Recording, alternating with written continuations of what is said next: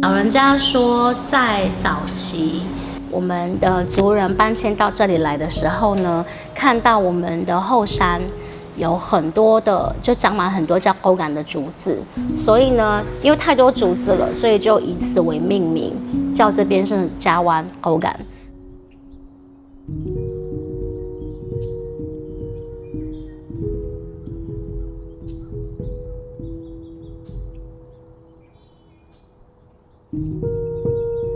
一直到民国42年的时候，我们三站才跟嘉湾村并在一起。因为这边的风景很美丽，所以那时候的人就想说，那就把这边取名叫景美村好了。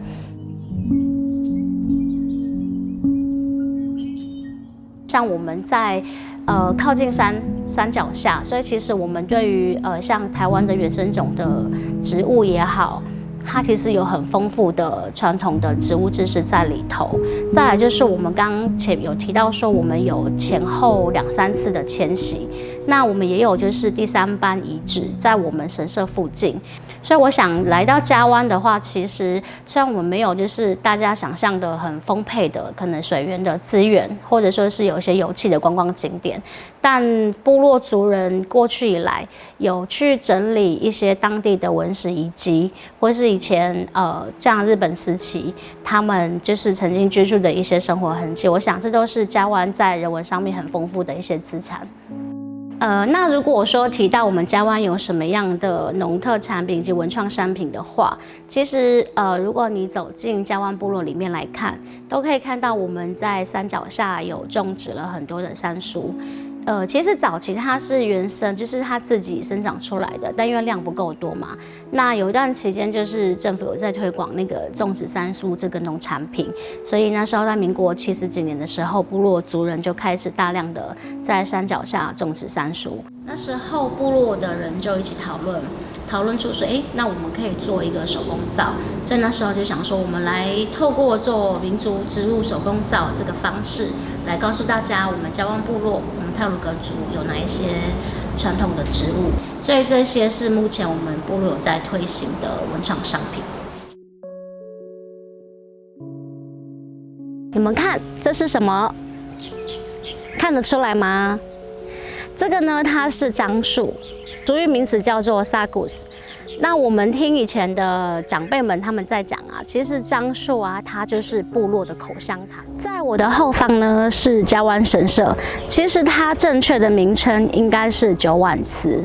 我们在根据过去的田调记录里面有调查到说，在西元1934年的时候，我们第2班的头目比萨瓦达，他有跟日本总督府提议说，在邻近的部落啊，像是三站、嘉明跟秀林都有神社，那唯独我们嘉湾部落没有神社。那希望是可以祈求风调雨顺、国泰民安，所以他提议说，能不能够在我们部落也盖一个神社？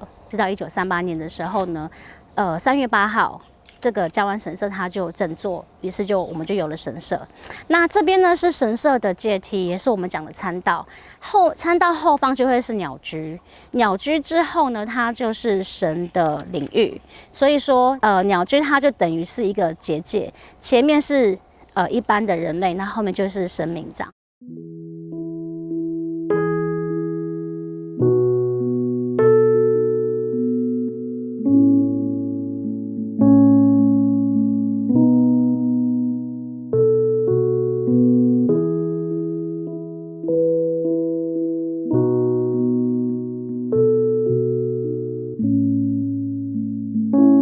Yako Miki跟阿姆 Miki Liquid，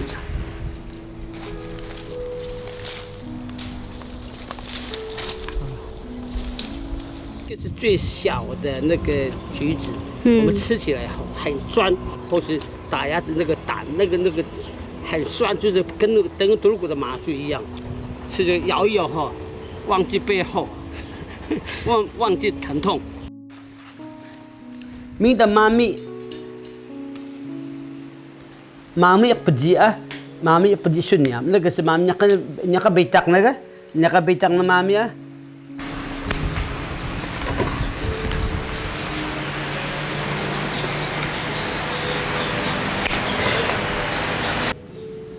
Selalu kesiang这个风车哈，这今晚跟你风车komi mami ni khalisun ta listan hai mama sekali OK， 他的ska还是给的，再过来，好就全都嘞，喊对的 OK， 好，代表哈，好，是的 OK， 是的哈，sekarang tebal ya， 你komi ni jangan ska ni。好，你都讲听的，对。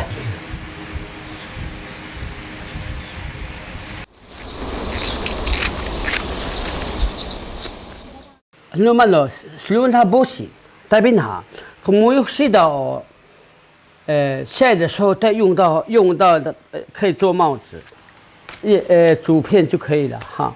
把这个我们开始收他的小孩子的帽子。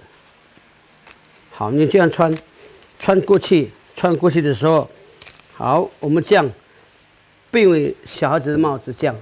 好，我们做一个女孩子用的东西，把这个剪掉。好，把这个两边剪掉。OK， 好，我们把一个眼的地方，好，这个眼的地方，完了下部打一叠一叠这样切小的。我们现在做一些火车也好，车子也好，都可以做哈。我们这个小小的 ，OK， 牙签有没有看到 ？OK， 好，牙签条路 OK。我们用4轮就好了。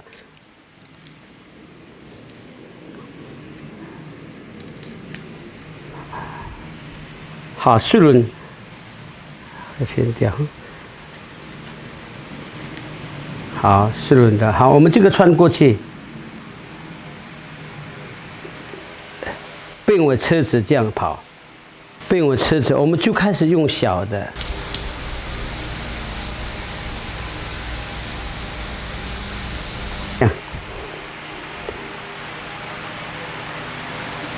这样，你有迷信小牙星是不要啊？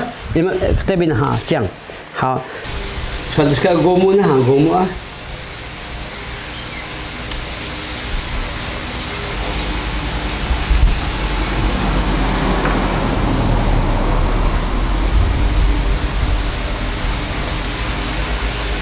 它里面有那个这样。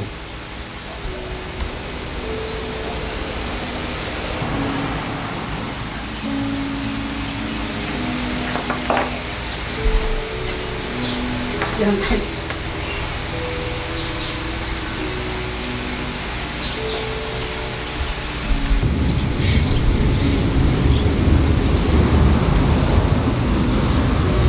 他很厉害，你看到、还会上去哦，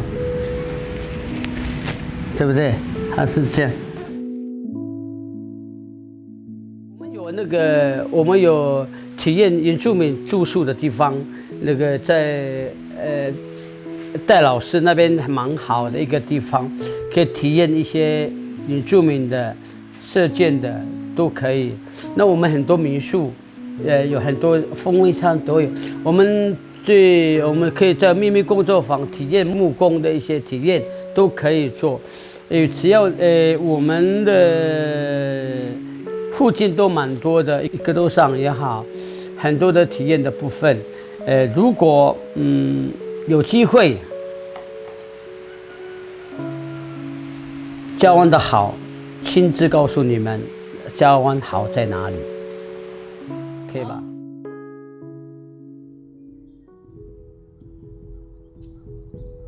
透过大榜和 Miki 叔叔的介绍，让我们认识到了以往不曾知道的嘉湾。在部落各社区组织的不断营造之下，已经有不少旅人参与着部落里的故事。透过当地部落人们的口，我们了解了嘉湾部落的迁移史、采集植物做的铜碗，还有传统食材做的风味餐。唉，感觉好像时间不够，再来一趟吧。下一次来，肯定还会认识到不一样的嘉湾部落阿兰哥感。